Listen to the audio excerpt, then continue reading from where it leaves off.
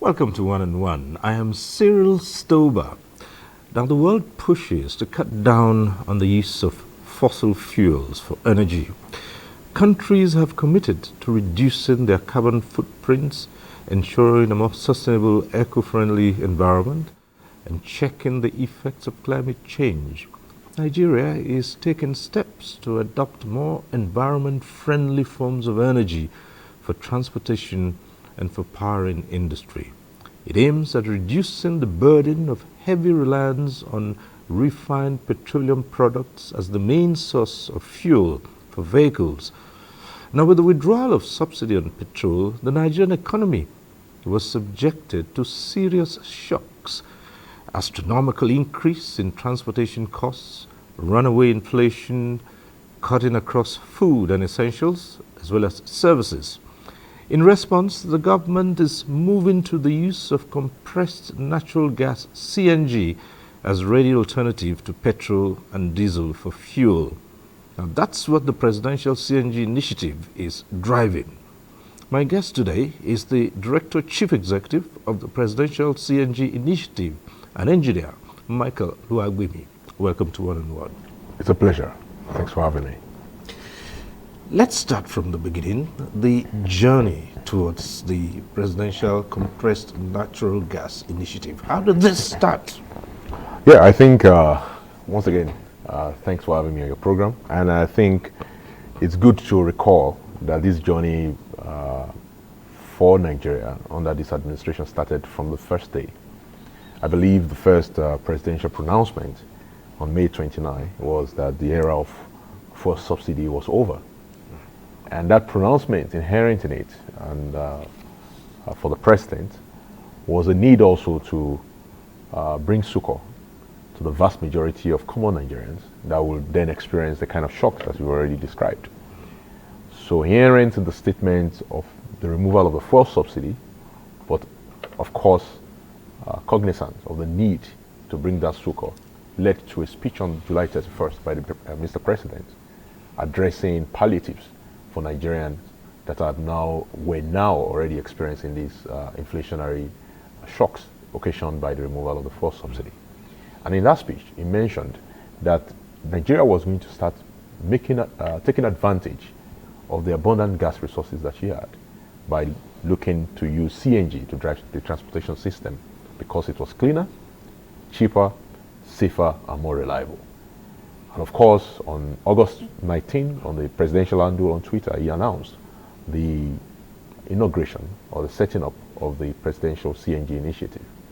Subsequent to that, on the October 1st, after careful planning, led by the palliative management team, chaired by the Chief of Staff to the President, Right Honorable Gbajabiamila, the President announced on October 1st that the program, having now been developed, planned out, was now going to have a proper steering committee announced and indicated that it was also giving expedited presidential approval for the procurement of 11,500 CNG platforms, 55,000 conversion kits, and also giving that steering committee the directive to direct a full energy transition in the transportation sector for leveraging CNG. Subsequent to that, on October 6th to 7th, thereabout, about a week later, the steering committee led by the executive chairman of the FRS, Mr. Zach Adidiji, alongside 6 others, was instituted by the president and announced. And our team was selected by the STECO, led by myself, with over 20 years experience in not just oil and gas, but also in venture capital, which is necessary when you are introducing new technology to drive this program. And that's where we are today. And that journey also, of course, includes the president in his wisdom, providing for 100 billion naira from last year, with 500 billion naira palliative package to be made available for the utilization of this program. In the National Assembly this year also have made further provisions so that this program does not end with the palliative program, which of course winds down on March 31 this year. So the presidential CNG initiative has come to stay. The idea, as we have and the history of where we are then to now is what I think I've tried to give you briefly. All right, okay, yes. So we'll just take it up from there and say, well, the next step is just what exactly would the PCNGI do? What is its mandate? What is it set up to ensure in this journey to use of compressed natural gas? Absolutely. The first mandate of the PCNGI is to first distribute and finance, provide an infrastructure for finance of the CNG platforms that are going to be introduced as a pilot. This includes, of course, the 55,000 conversion kits as well. That's the first mandate. The second mandate of the PCNGI is that beyond the palliative period, beyond that first window that I've just described, the 11,500 and 55,000 kits, that it promotes the adoption of alternative fuel for the alternative fuel for the transportation industry, specifically CNG and EVs. And to do that, it is to do three things. One, incentivize that adoption across various platforms. The president has set for us a goal of over 1 million vehicles to be adopted for the purpose of this initiative, 1 million vehicles to be rolled out in the next 3 years by 2027. Secondly, it's also to finance and to facilitate investment into the sector. That is the second core mandate in the long-term vision, medium and to long-term vision of the president. The third is, of course, to develop the regulatory framework for the adoption of CNG across Nigeria. We know the importance of safety and reliability, and the president is very emphatic that he wants a zero incidence in the sector as we adopt CNG for the country. Well, you know, when you start talking about CNG, compressed natural gas, it's open to a lot of interpretations. The key word is gas. So, for some, there's been this initial confusion and say, look, Nigeria should move to gas-powered vehicles. And the first thing that comes to mind, which of course millions of Nigerians are familiar with, is gas, LNG. And so there's a bit of a... LPG. Yeah, sorry, LPG. Sorry, LPG. So there's a bit of confusion about what direction we're going. Some people have said, look, is it LPG we are going through or we're going for what exactly? So situate for us the difference between the LPG, or what we use as the cooking gas, and the compressed natural gas, CNG. Yeah, well, the word gas doesn't describe the substance, it describes the state, right? I mean, there are various types of gases, including LPG, LNG, hydrogen, nitrogen, as the case may be. But of course, the LPG we are used to, which is cooking gas, contains primarily two elements, butane and propane. While LNG, or natural gas, which occurs naturally, unlike LPG that is a derivative of the petroleum refining or cracking or processing. Right. Which is why, of course, it also has a specific component and elements that make or gives it certain characteristics that natural gas does not have. LNG on the natural gas, on the other hand, is comprised mostly of ethane and methane, and so there's a clear difference between both substances. One occurs naturally, which is natural gas, and it can be liquefied, which is why it's called, it will be LNG, or it can be compressed, which is CNG. While the other one is a derivative of the petroleum refining process, which is liquid petroleum gas. Right. Now, the challenge here is as we begin to move towards safety concerns, people would ask first, how safe is compressed natural gas? Concerns about the volatility of these compared to the LPG, for instance. Yeah, natural gas by nature is, of course, in nature. It's natural. And it's actually quite a safe form of powering vehicles, very much safer than, say, refined petroleum like petrol. Why? Its flash point is much higher, which means that the temperature to get it to combust or to explode very much higher, more than 500 degrees centigrade. In addition to this is that it's much, much lighter than air. So the moment it dissipates, it rises instead of settling. So if you take out liquefied petrol or your PMS, if it escapes the tank of a vehicle, it settles because it's liquid. So it flows down, and as a result, it spreads. And if there's a fire, the fire also spreads. And you've seen this when there are vehicle accidents. Today, that you always see explosion upon impact.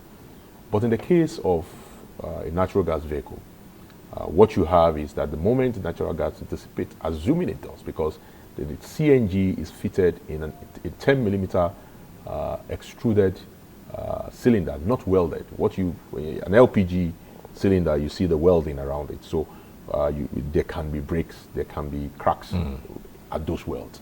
But in the case of natural gas, because it's in an extruded cylinder that's 10 millimeter thick, which is bulletproof, and extruded means that it is created as whole, so there's no welding, and it is protected.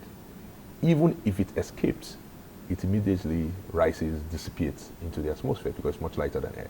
So that combination of its characteristics, the fact that it has high flash points, it is much lighter than air, it is encased in a 10 millimeter casing that is extruded, all of these characteristics make it much safer form of fueling our vehicles. Naturally, of course, we always have to be concerned about safety, whether it is any of these substances are hydrocarbons. Hydrocarbons have tendency to combust, and it's only because they are combustible that is the very characteristics that allow you to use them to drive vehicles. Of course, it's an ignition combustive engine anyway, right? That's the reason why it's driving the vehicle. But when we now put it relative to other hydrocarbons, CNG definitely comes up as a much safer way to power your vehicle. There are many other substances, and of course people use hydrogen, people use LPG, people use diesel, people use PMS, but relative to them, CNG is much safer. Okay, if we begin to look at the availability of CNG, yes, one of the first concerns raised by Nigerians is the fact that, yes, Nigeria had so much oil. It wasn't refining at some point, it started refining, and well, the story is as long as you yourself know. So if, for the reasons that have been adduced, the country decides to go CNG, first issue is, what is the volume, the availability of CNG in Nigeria? We hear people talk about the finite, availability of gas. Yes. And so how can Nigerians sit back now and say, yes, we have this in abundance, which we can use, just as we had oil? Wouldn't distortions in the system now lead to a situation where we had enough at first and suddenly we are scrounging? Well, the good news, there are two good news. One is that gas infrastructure is much simpler to develop in terms of the processing side.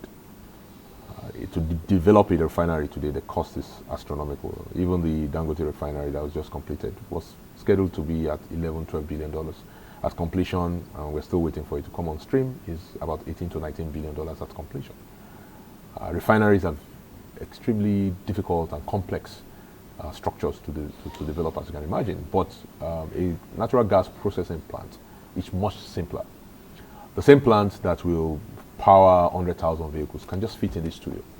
But if you want to look at a refinery that will power the same 100,000 vehicles, it's going to be miles and acres, and the environmental impact of even building it enough. It's enough to give you some pause. So it's a much simpler machine to develop, manage, and to administer. That's one good news. The second good news is that we already have the capacity and we're already processing sufficient gas. Nigeria is an exporter of natural gas with the liquefied natural gas terminal in Bonny Island. And we continue to be a big supplier to the rest of the world. Just less than 1,000, a thousandth of what we are currently exporting will power the entire transportation sector. So we already have the capacity to produce the natural gas. What we'll now be doing is just to set up compressor stations, which we're already doing. We already have 23 mother stations and compressor stations already available in the country today, and more are being committed to. And then developing the refueling capacity, as well as the LNG to forward stations that we plan to have at least one in every state capital in Nigeria. So those are infrastructure to push or to make CNG now, the compressed form of natural gas, available nationwide. When you're talking about the natural gas itself, we have more than enough natural gas in the ground, more than enough natural gas processed, as I've already shown, just with Bonny Island facility alone. Right. And I'm not even talking about the stranded gas, the flare downs, all the immense capacity. Nigeria is the second highest flaring country in the world after Russia, where we wasted about 2.8 trillion naira worth of gas in the last 4 years alone, just because we are flaring the gas that the resource God has given to us.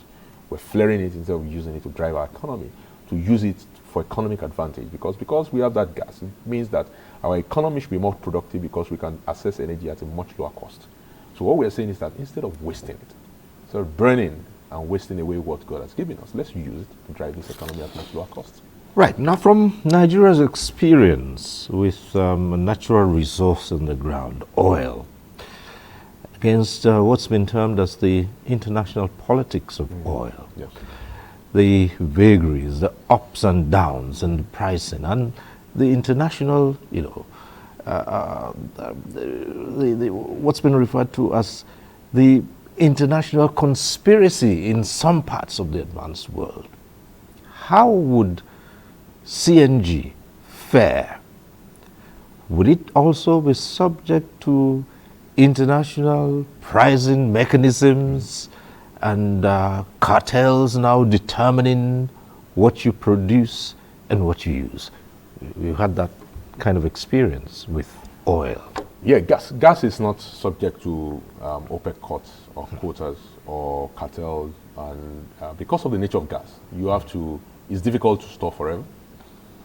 You can take oil and put it on the sea for the next 7-8 years in tankers and you'll be fine, or put them in drums, but gas is just difficult to store for a very long time.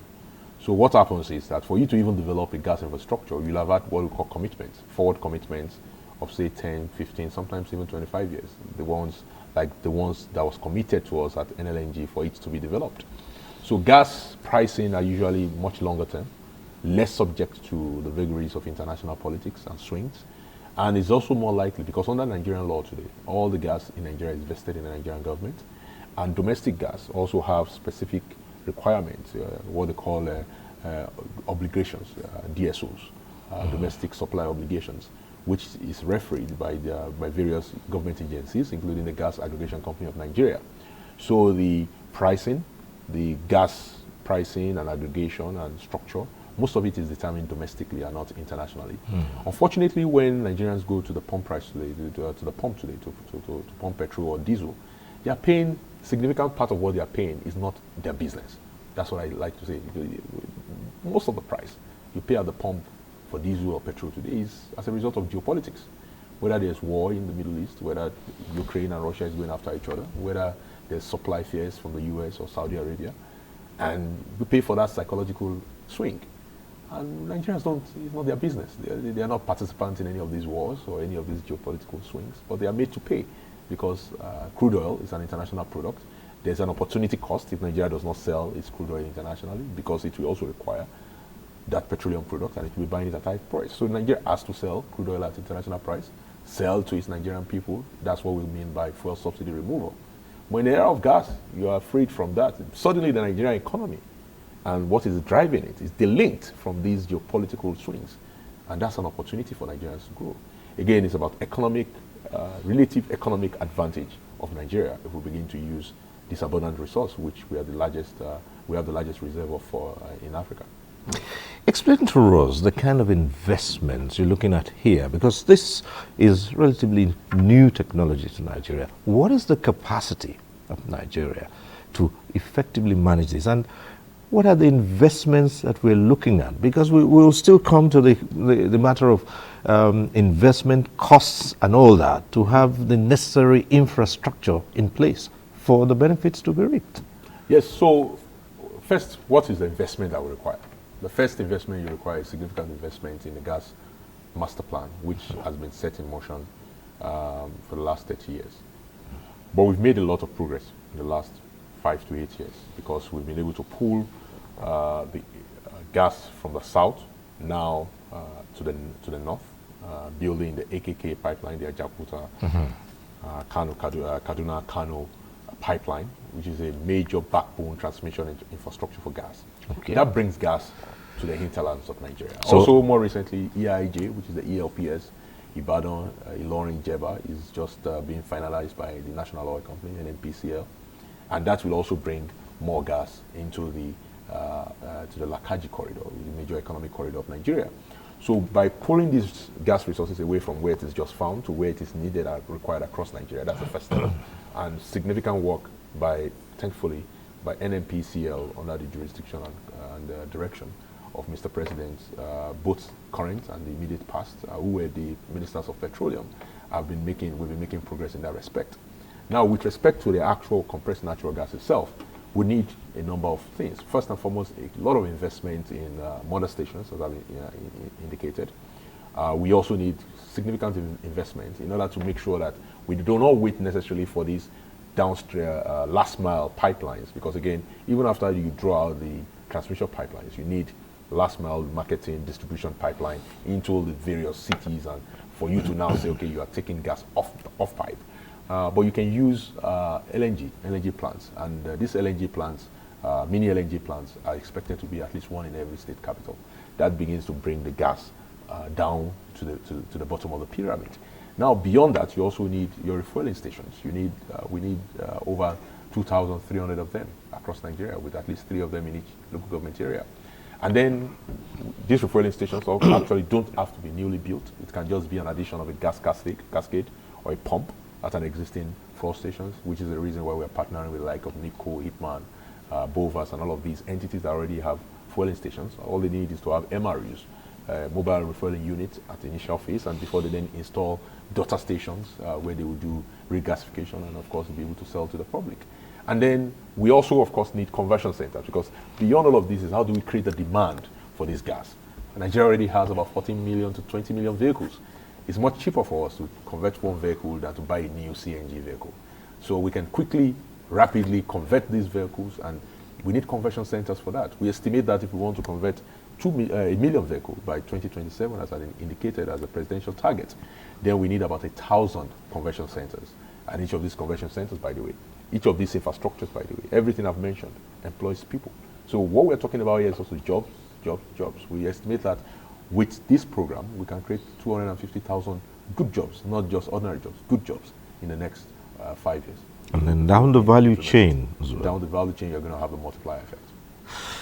Now let's look at the initial sinking of this infrastructure. Of course, many of what we're talking about here are not locally sourced. So you would also need foreign inputs into this. Now we're looking at the timeline which the CNG has. 2027, we should have converted about 1 million vehicles. There are so many vehicles running on petrol in this country today. And so we'll be looking at converting as many of them as possible. You've talked about the conversion centers, and you mentioned the 11,500 platforms where you'd use for these. The matter of cost comes in. Yes. You say buying a new CNG vehicle would be much, much higher than converting a vehicle that's currently running on petrol. Give us an idea into how much this will entail in terms of conversion, because many people, even though they embrace this idea, their first thought is, how much is it going to cost me? Yeah, so it's always a question of opportunity cost. If you continue to run on petrol, you'll continue to pay the high cost of energy, and you continue to be subject to the swings of the international geopolitics marketplace, as the case may be. If you convert, it will cost you between 300,000 and 750,000 naira today.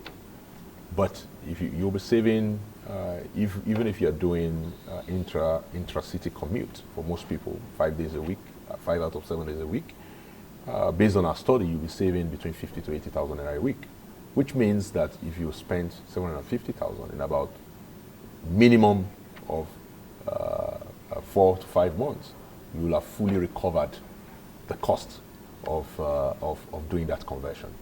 Now, of course, if you compare that to the cost of purchasing a new CNG vehicle, probably in the range of, depending on where you're importing it from or you're building it from, probably in the range of 15 to 30 million naira.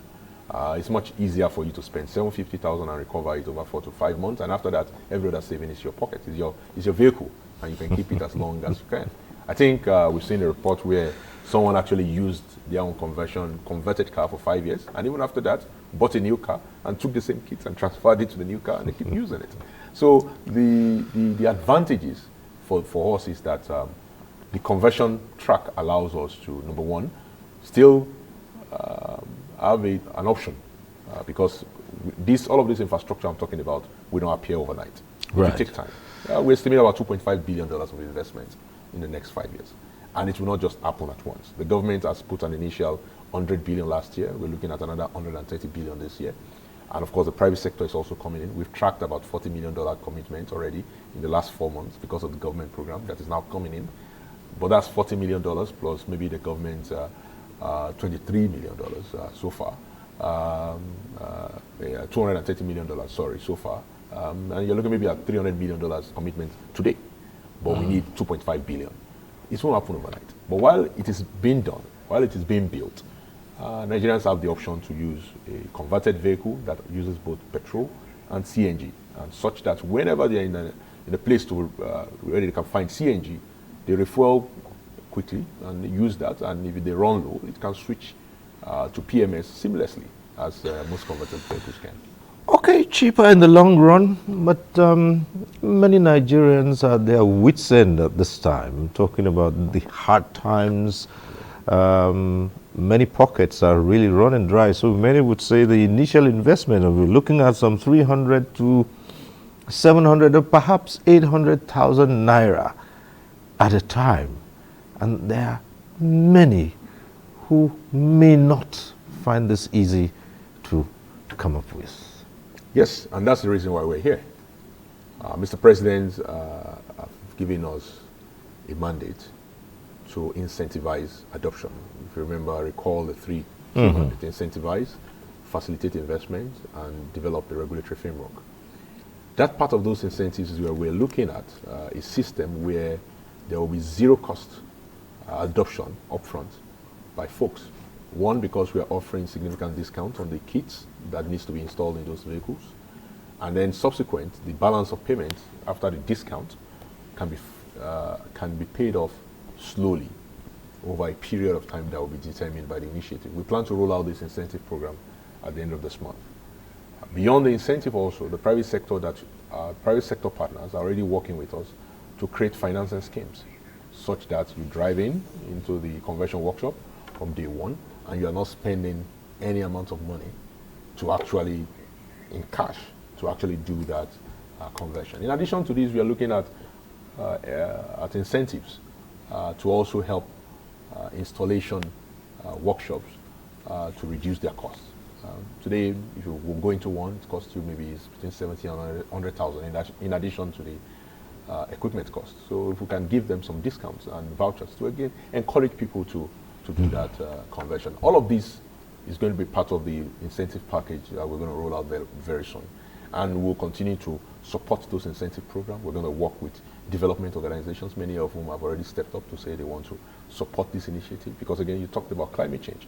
A key part of what we're doing is also allowing Nigeria to meet what we call the nationally determined mandates that Nigeria has already submitted or have pledged to in terms of reducing the carbon footprint of the country. By doing and moving to CNG, you can emit 95% less greenhouse gases. That allows Nigeria to be able to access the carbon markets globally, allows us to be able to sell the carbon credits globally. That money comes back and can also fund some of these incentive programs over the long run. All right. Well, at this point in time, we'll take a short break. When we return, there'll be more on the CNG initiative. Stay with us. Weekend File, your Saturday delight, going to places from the obscure to the hinterland and cities, bringing you development stories and perspectives, connecting the people with government and stakeholders on critical issues of our national life. Taxes are governed by laws. Nigeria is the largest economy in Africa. It is also the most populous country in Africa. Now this is Weekend 5. I am Jumbo Yusuf. It's 9 p.m. every Saturday on the network service of the NTA. Weekend File. You can't afford to miss it. Why should we be in a difficult situation financially? Once upon a time we were rich, but we're not a rich country anymore. Disaster management is everybody's business. In all these times, the organization turned to Nigeria.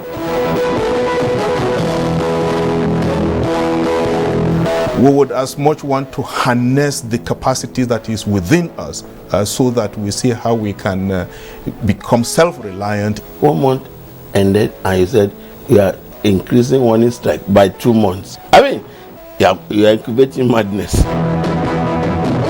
Even if these are officials of government who have been told to go and enforce the law and they have gone against the law itself, they must be held accountable. One-on-One, Friday, 10:30 p.m. on NTA Network. Thanks for staying with us. We're still here with Engineer Michael Oluwagbemi, the Director, Chief Executive of the Presidential CNG Initiative. Now, just before the break, we were on the matter of the investments and all that, and affordability of the conversion. But then they're tied to that is the aspect of the know-how. This is new technology. The people who will undertake this conversion, do we have them? And how are we raising and training more who can do this? Absolutely. Thanks very much for the question. And I think it strikes at the heart of the issue. This is a new technology, but very rapidly Nigerians are becoming more aware about it. There are national institutions that have been in place that have been doing significant research and training prior to these program launch, which one of them is the Nigerian Institute of Transport Technologies, which is under the Ministry of Transport. We also have the Nigerian Automotive Design and Development Council, which is under the Ministry of Industry and Trade. Between them, they have about 15 conversion centers and training centers that have been set up nationwide, and which and where training can be assessed today at a significant level. Beyond that, the private sector is also jumped in, and that's one of the beauty about the Nigerian economy is how large and big our private sector is compared to most other countries in the world, frankly in the world, not just in Africa. The government of Nigeria is just 5% of its economy. 95% of Nigeria's economy is the private sector. So Nigeria has an advantage of a dynamic and vibrant private sector that have already seen the opportunity in this new sector that is being developed between the private sector and the government. And they've already, few of them have already started doing significant training, auto gas conversion, CNG conversions training across Nigeria. And so the manpower, which by the way, I always say this, that Nigeria's greatest resource is not what is below our feet. It's not the crude oil, it's not the gas, all of these things I've talked about. It is what is above our necks, which is the immense human capital that this nation is blessed with. So I have no doubt about it. If it's about the capacity of the Nigerian to be able to understand, tackle, and do the conversions or to implement the CNG program, we have very smart and bright engineers and brilliant ones, and technicians and artisans. I think we just need to sufficiently train them, repurpose them, and that work is already going on. And of course, put all of that in the context of a properly regulated framework, because again, we need to also make sure that people do the right thing. And when we're dealing with hydrocarbon, that is gas, then we have to definitely be careful to make sure that we don't have any incidents. So we're also developing a system of accreditation, a system of affiliation and registration to make sure that only properly accredited technicians that are trained at properly accredited institutes are working on your vehicles that ultimately get converted and take advantage of this program. And that brings us to back to the issue of a regulatory framework. And how do you prevent quackery in this kind of a thing? Now, you can see the ordinary example with people who maintain, mechanics who maintain vehicles where there is a near absence of any certification or accreditation process. You have people who engage in apprenticeship and there is no proper certification or accreditation as to determine that these individuals have attained the necessary knowledge and skills as to do that. And so you find people at every corner of a street who are doing that. How do you prevent that from happening with the CNG conversion and the CNG initiative, where anyone might just have a little knowledge and then set up shop and begin to do this and maybe offer these services at reduced price, which of course many people will rush off to? Well, two things. First is that we are developing a robust regulatory framework environment. We've been working on this since November. We set up an interagency committee led by the Standard Organization of Nigeria, responsible for developing standards for all industries in Nigeria. And while the CNG natural gas vehicle standards were in development already, we decided to accelerate it to make sure that it is in place before we actually kick off this program officially. And that work is almost now complete.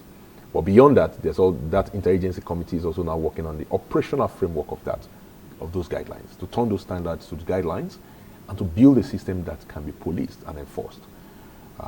Key players in that system, of course, include the standard SON that develops the standard, the Nigerian Automotive Design and Development Council that accredits workshops and technicians, and we also have the NITT that will be working with the MBT, which is the Nigerian Institute of Transport Technology, working with the Nigerian Board of Technical Education with respect to accrediting the technicians that will work on these vehicles. But on the enforcement side, unlike your normal vehicles, which was already built, OEM, original equipment manufacturers have built it for petrol. These are converted vehicles in this program, and we want to make sure that it is done safely.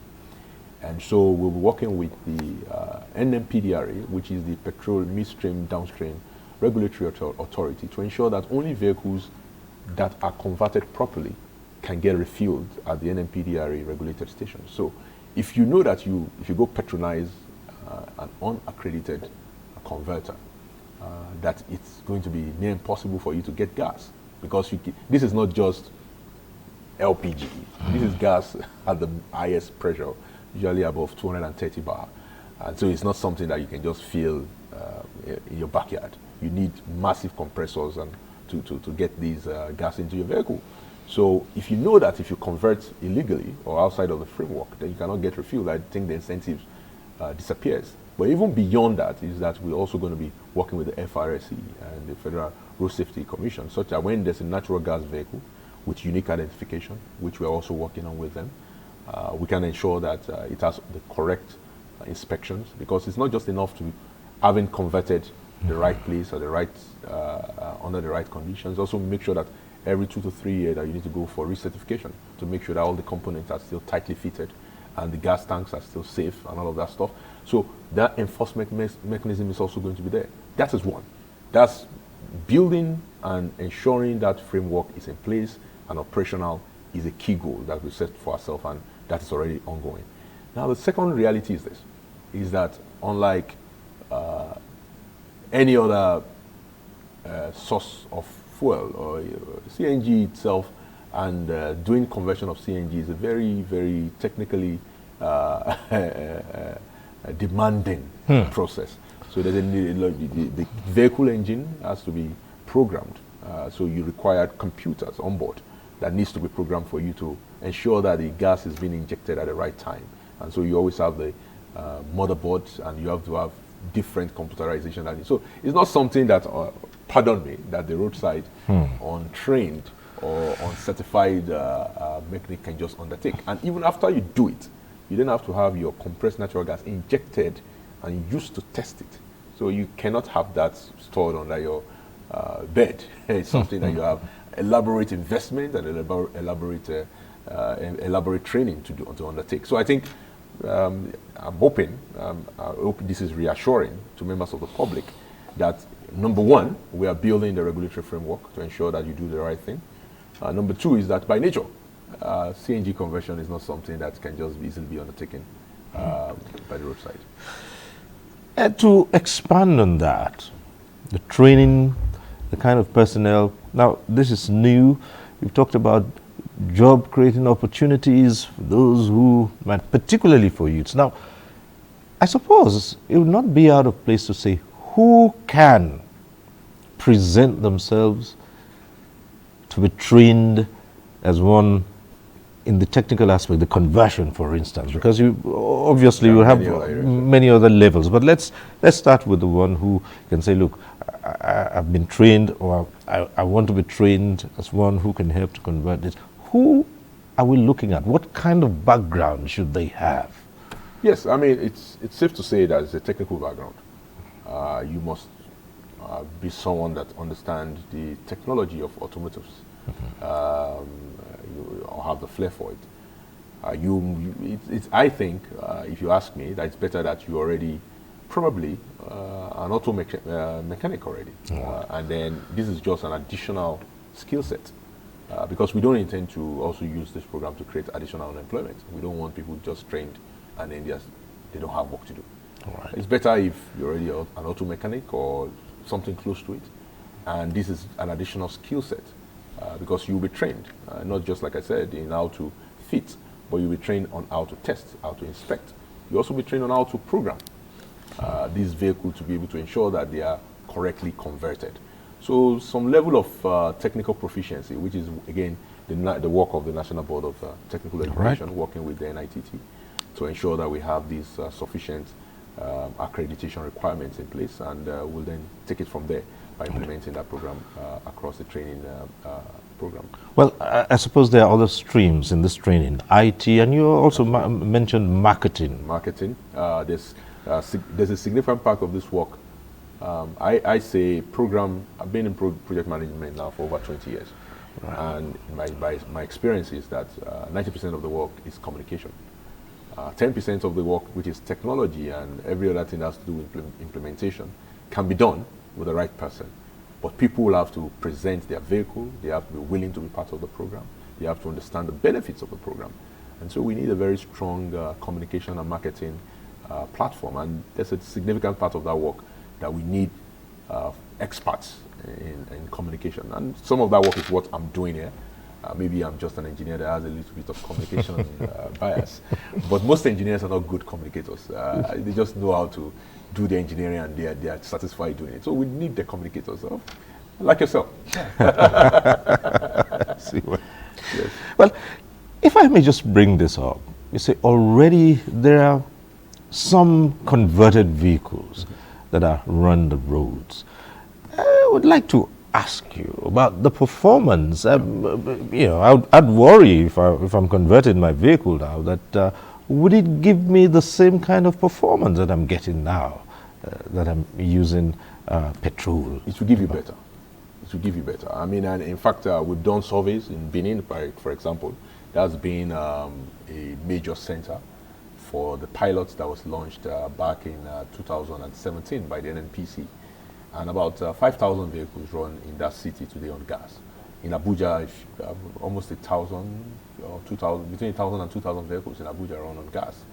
And our survey and our engagements with the drivers and the owners of these vehicles is that they go for less maintenance because the emissions are less, so their oil hardly goes dark and black in 30 days as you do normally your diesel or your petrol vehicles. The engines have longer lifespan, they run better, they run cleaner. So it's, to me, I think that if we are going to go by the actual real world experience of those people who have done conversion in Nigeria today, I can almost bet you that nobody will come out of that conversation and will feel that they should not convert the vehicle. In fact, there was a Uber driver during our own pilot visit to the CNG station close to the airport here in Abuja, when we were planning this program in October, that said, you consider it insane for anybody to still be using petroleum vehicle in this current environment. They said, look, when this first subsidy was removed, after finishing a whole days of work, working 8 hours, driving people up and down the city, he could not find petrol to go back to his house. And then he decided to do his own research. He did his own research by himself. And then he stumbled upon CNG and realized that in the city, there was a CNG conversion center close to the airport. He went there, he did his CNG, he estimated what he was going to save. He said he now takes in between 80,000 to 100,000 in savings every week. After he now has the luxury of having shawarma, suya, and enjoying himself while driving. So it tells you the relative savings. So I think for most Nigerians, please, if you can find, you can talk to someone, maybe your neighbor, that has done this. There are 7,000, we estimate about 7,000 to 10,000 of them in the country today. And we'll be bringing out more of the testimonials of these folks so that you yourself, the taste of the pudding, like I say, is in the eating. All right, we've talked so far about CNG powering vehicles. Yes. Could this also be applied to industry? Large industries that require energy and they're driving, using petrol-based systems. Can CNG be applied to them as well? Yes, CNG can be applied not just even industrially, but even to for provision of power. 2 state capitals today are running on CNG. Maiduguri, the CNG power plant that was developed there by NNPC. Ekiti just launched I believe 5 megawatt power plant just about 4 weeks ago. They both run on CNG. So our program will have a multiplier effect because it now unlocks the CNG supply chain, which allows the power sector to also benefit. Now, with the constitutional amendment, a lot of states can now build their own power plants and develop their own power grid system. That was the constitutional amendment that was implemented by the National Assembly last year.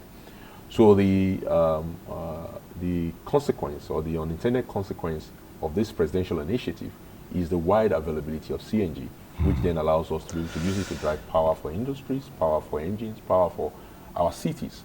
And that can only be a good thing. I must ask you this, given the benefits that you've listed here and the seriousness with which you say this government is applying to this, how well has this message been taken across the country? How aware would you say? And what have you done in terms of carrying this message to all the nooks and crannies of Nigeria today? We can never preach the gospel of CNG well enough. I think we've tried our best, limited resources, but we'll continue to do our best.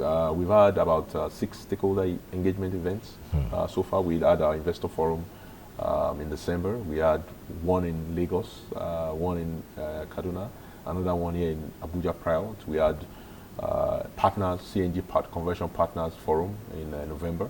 So we've done some significant public events since the month of October that we launched, but we'll continue to do more. We also have a contact center set up for the purpose of letting the members. Because it would seem that not the numbers of people who are aware and who are beginning to catch on to this are still on the low side. And if we're looking at 2027, that's just how many years down the line, and we're talking about having at least 1 million vehicles converted. Yeah, it's true. And like I said, we never can do this enough. I think the number of times I'll come on this show probably needs to increase. But we'll continue to do our best to reach out. I think beyond us is also our partners. But I think the message is catching on.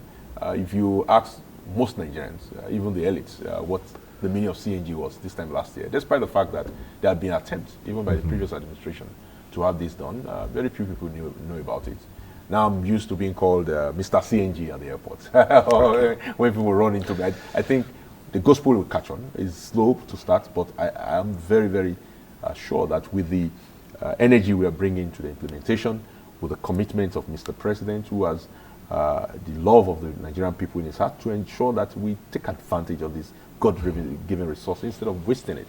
And also, by the grace of God and the support of the Nigerian people, I believe that we will be able to put a dent and ensure that this country moves forward, leveraging CNG. Right. Talking about alternatives to fossil fuel-driven vehicles and all that, there is a small aspect of an alternative as well, which you mentioned in passing in your opening comments, EVs, the electric vehicles. Is there any part of this initiative dedicated? There is. Mr. President's forethink, I have to give him credit for that. He's of the industry, having done most of his career in ExxonMobil, so he understands the dynamics of energy. And of course, electric vehicles is the future. So regardless of how long we have gas for, it's a finite resource. But electricity can be used to drive vehicles even after we are exhausted all the gas in the ground. And we have an infinite source of power for electricity, which is the sun rays. So Mr. President have ensured that even in our mandate, beyond just CNG, we also have a significant EV program, which we are also implementing. In addition to the 750 CNG and some other 11,500 platforms, we are bringing in at least 100 EVs, which, by the way, it looks very small, but it's the largest EV purchased by one country in sub-Saharan Africa since forever. So when Mr. President announced it in Dubai that 100 EVs was going to be part of our program, it generated so much buzz because there's no country, the entire sub-Saharan Africa combined, the number of EV buses that is there is not up to 200. But Nigeria alone, we are bringing in 100 and to demonstrate our commitment to the I call it all of the above strategy when it comes to leveraging alternative fuel for the transportation sector. Situate for us how all of this would impact mass transit, mass transportation. It's a very good question because I call it the 3 C's: cleaner, cheaper, cultural change. Right? Nigerians, there needs to be some kind of level of change in the culture of mass transit for Nigerians. It impacts our lives in different ways. So currently, our mass transit sector is on a system of pay as you go. It's a system where the Agbero system, so to say. You get there and the cars will fill up before it moves. That's quite inefficient. All over the world, there's scheduled bus times. And that impacts your culture of keeping to time and impacts your productivity. So what we are also hoping to leverage this revolution of you leveraging alternative fuel is that as we begin to supply these platforms to our cities, we're working with municipal governments, state governments, to say, how about we beginning to experiment with an alternative scheduled bus time? Because with CNG now, with a lower cost of fuel, and EV, even also lower cost of fuel, you don't have to worry about, my vehicle is not full. You need to leave the bus station at 3 p.m., move, and you leave the bus station at 3 p.m. You get to the next one at 3:30, and then you wait for 10, 20 minutes, and you move again.